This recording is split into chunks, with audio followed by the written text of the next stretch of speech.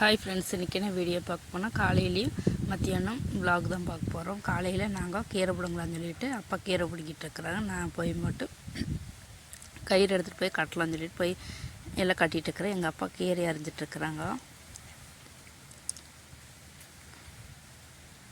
கீரையெல்லாம் அரிஞ்சு போட்டு நான் கட்டியும் போட்டு அதுக்கப்புறம் இந்த சைடு வண்டியில் கொண்டு வந்துட்டு தண்டையெல்லாம் நறுக்கிட்டுருக்கிறேன். தண்டையெல்லாம் நறுக்கியும் போட்டு அந்த வண்டியில் வச்சு வீட்டுக்கு கொண்டு வந்துட்டேன். வீட்டுக்கு கொண்டு வந்து இங்கே தொட்டியில் தண்ணி இருக்குது, அதில் முக்கியம் போட்டு கீரையை தூக்கி அங்கே கீழே போட்டேன். அதுக்கப்புறம் கீழே போட்டு எங்கள் அப்பா வந்ததுக்கப்புறம் கீரையெல்லாம் எடுத்து சாக்கில் போட்டுருக்குறாங்க. சாக்கில் போட்டு எல்லாத்துக்கும் கொடுத்து விட்டாச்சு. அதுக்கப்புறம் மத்தியானத்துக்கு வந்துட்டு கேளாம் பிரியாணி வைக்கலாம்னு சொல்லி போட்டு அடுப்பில் சட்டி அடுப்பில் வச்சுட்டு அதுக்கப்புறம் ஆயில் ஊற்றியாச்சு. ஆயில் ஊற்றுனதுக்கப்புறம் ஸ்பைசஸ் எல்லாம் போட்டுக்கலாம். ஸ்பைசஸ் எல்லாம் போட்டு நல்லா வணங்கினதுக்கப்புறம் நம்ம பெரிய வெங்காயம் 2 வெட்டி வச்சுருக்குறோம், அதை தூக்கி போட்டுக்கலாம்.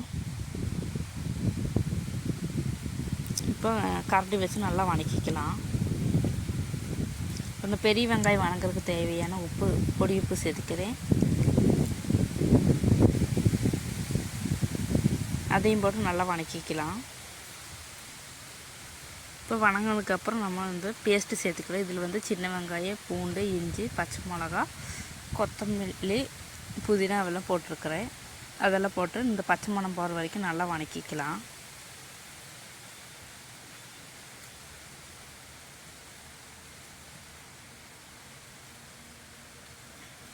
இப்போ நல்லா வணங்கிறதுக்கு தேவையான நெய் ஊற்றிக்கிறோம் கொஞ்சம். அதை ஊற்றி நல்லா வணங்கினதுக்கப்புறம் நம்ம தக்காளி சேர்த்துக்கிறோம்.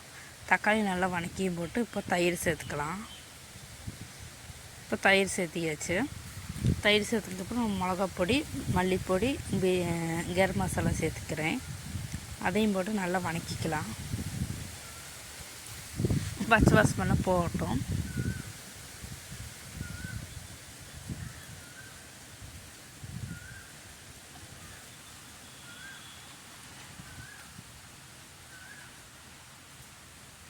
அதையும் சேர்த்து நல்லா கரண்டி வச்சுட்டு நல்லா வணக்கிக்கலாம். எண்ணெயெல்லாம் நல்லா பிரிஞ்சு வரட்டும். இப்போ நான் எடுத்து வச்சு கொத்தமல்லியும் புதினாவும் சேர்த்திக்கிறேன்.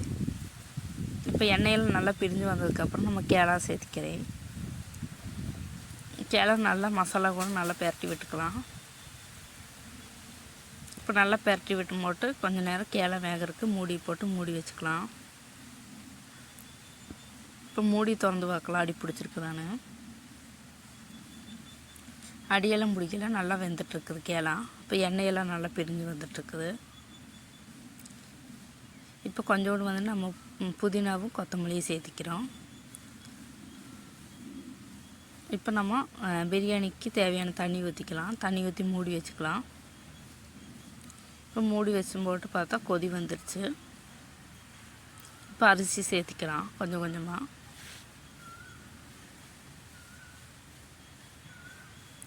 இப்போ நம்ம உப்பு தேவையான இருந்ததுன்னா போட்டுக்கலாம். எனக்கு கொஞ்சம் தேவைப்பட்டது நான் போட்டுட்டேன், அது வீடியோ எடுக்கலை. இப்போ அரிசியெல்லாம் சேர்த்தியாச்சு. இப்போ மூடி போட்டு வேக வச்சுக்கலாம். இப்போ பிரியாணி நல்லா கொதி வந்துடுச்சு. இப்போ ஒரு கிளறி விட்டும் போட்டு மறுபடியும் மூடி போட்டு மூடி வச்சுக்கலாம். இப்போ எல்லாம் மூடி வச்சு இப்போ தண்ணி எல்லாம் வற்றி வந்துடுச்சு. இப்போ நம்ம தம்மு போட்டுக்கலாம். இப்போ இதே மாதிரி எல்லா அரிசியும் இப்படியெல்லாம் ஆக்கியும் போட்டு நம்ம மூடி போட்டு இடிக்கிற கல் இருக்குது, அதை தூக்கி மேலே வச்சுக்கிறேன். ஒரு 10 நிமிஷம் இருக்கட்டும். அதுக்கப்புறம் திறந்து பார்க்கலாம். இப்போ 10 நிமிஷத்துக்கு அப்புறம் திறந்து பார்த்தா பிரியாணியெல்லாம் நல்லா உதிரியாக வந்திருக்குது. இன்றைக்கி மத்தியானத்துக்கு போட்டு கேளாம் பிரியாணி, பயிர் பொரியல், தயிர் வச்சு இன்றைக்கி மத்தியானம் சாப்பிட்டாச்சு. இந்த வீடியோ பிடிச்சா லைக் பண்ணி ஷேர் பண்ணி